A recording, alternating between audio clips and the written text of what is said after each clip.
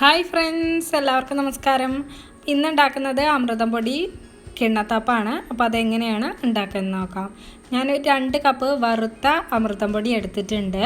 ഇനി ഇതിലോട്ട് ഞാൻ ശർക്കര ഉരുക്കിയത് ഒഴിച്ചു കൊടുക്കുകയാണ്. ഞാനൊരു 5 അച്ച് ശർക്കര 1.5 കപ്പ് വെള്ളത്തിൽ ആണ് ഉരുക്കിയെടുത്തിട്ടുള്ളത്. അപ്പോൾ നമുക്ക് അരിച്ചെടുക്കുമ്പോൾ അതിൽ ഇമ്പ്യൂരിറ്റീസ് ഒക്കെ ഉണ്ടെങ്കിൽ പോയി കിട്ടും. പിന്നെ ഇതൊന്ന് നമുക്ക് നല്ലതുപോലെ ഒന്ന് മിക്സ് ചെയ്തെടുക്കാം.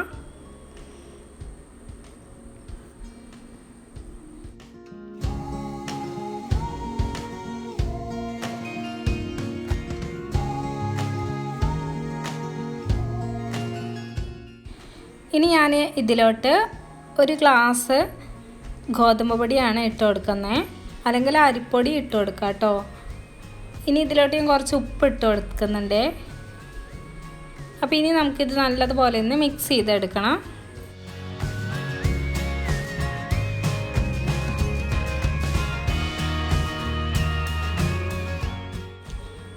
ഇനി ഇതിലോട്ട് കുറച്ച് വെള്ളം ആഡ് ചെയ്തിട്ട് നമുക്ക് നല്ലപോലെ ഒന്ന് മിക്സ് ചെയ്തെടുക്കാം.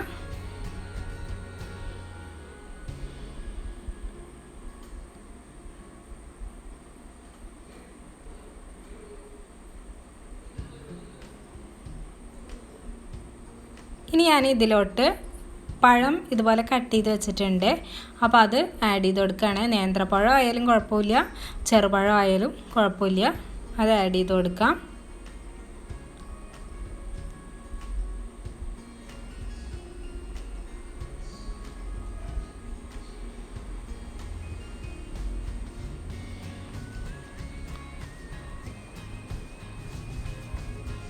ഇനി ഇതിലോട്ട് ഞാൻ തേങ്ങ ചെറുതായിട്ട് പീസാക്കി വെച്ചിട്ടുണ്ട്. അപ്പോൾ അത് ഇട്ട് കൊടുക്കുകയാണ്. അപ്പോൾ ഇടയ്ക്ക് നമ്മളിത് കടിക്കുമ്പോൾ നല്ല ടേസ്റ്റ് ആയിരിക്കും. ഒന്നില്ലെങ്കിൽ നമുക്ക് നെയ്യിൽ വറുത്തെടുത്തിട്ട് ഇതുപോലെ ആഡ് ചെയ്യാം.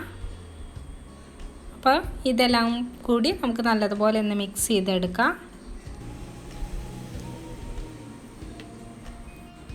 അപ്പോൾ കുറച്ച് വെള്ളം എടുത്തിട്ട് നല്ലതുപോലെ മിക്സ് ചെയ്യുക. ഒത്തിരി വെള്ളം ആദ്യം തന്നെ ഒഴിച്ച് കഴിഞ്ഞാൽ നമുക്കതിൻ്റെ അളവ് അറിയത്തില്ല.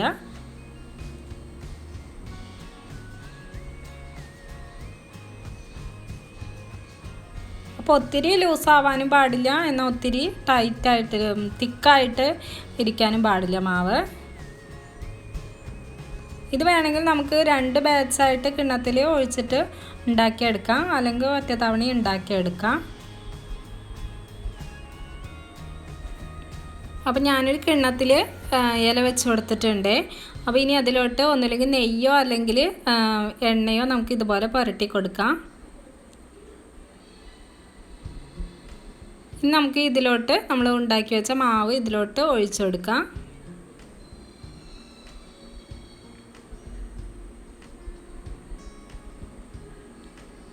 ഇത്ര തിക്കായിട്ട് ഉണ്ടാക്കേണ്ട വെച്ചാൽ 2 ബാച്ചായിട്ട് ഉണ്ടാക്കിയെടുത്താൽ മതി.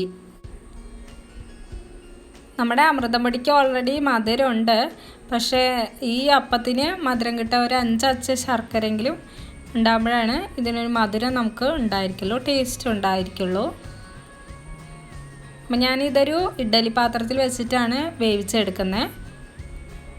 അപ്പം ഞാൻ ഇഡ്ഡലി പാത്രത്തിൽ കുറച്ച് വെള്ളമൊക്കെ ഒഴിച്ചിട്ട് ആദ്യം തിളപ്പിക്കാൻ വേണ്ടി വെച്ചിട്ടുണ്ട്. അപ്പോൾ ഇനി നമുക്ക് ഈ കിണ്ണ ഇതിലോട്ട് വെച്ച് കൊടുക്കാം. ഇനി ഇത് ഞാൻ മൂടി വെച്ചിട്ട് ഒരു 30 മിനിറ്റ് കഴിഞ്ഞിട്ട് നമുക്ക് തുറന്ന് നോക്കാം. ഇപ്പോൾ അരമണിക്കൂറായി. അപ്പോൾ തുറന്ന് നോക്കിയപ്പോഴുള്ള അവസ്ഥയാണ്, നല്ലപോലെ വെന്തിട്ടുണ്ട്. അപ്പോൾ നമുക്കിത് ചൂടാറിയ ശേഷം നമുക്ക് കഴിക്കാം.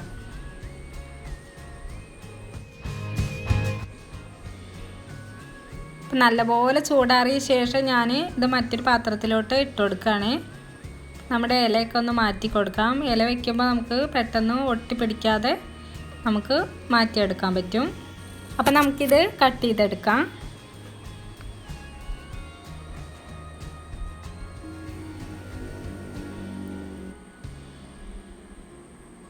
ഇത് വലിപ്പത്തിൽ നമ്മൾ തിക്കായിട്ട് കട്ട് ചെയ്യുന്നതിനേക്കാളും ഒന്നുകൂടി കനം കുറച്ചിട്ട് കട്ട് ചെയ്തിട്ടുണ്ട് വെച്ചാൽ കഴിക്കുമ്പോൾ നമുക്ക് കൂടുതൽ ടേസ്റ്റ് എനിക്ക് അങ്ങനെയാണ് തോന്നിയത്.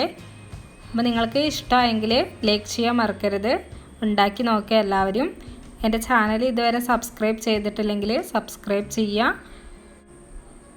പുതിയ റെസിപ്പി ആയിട്ട് അടുത്ത വീഡിയോയിൽ കാണാം. എല്ലാവർക്കും ഒത്തിരി നന്ദി.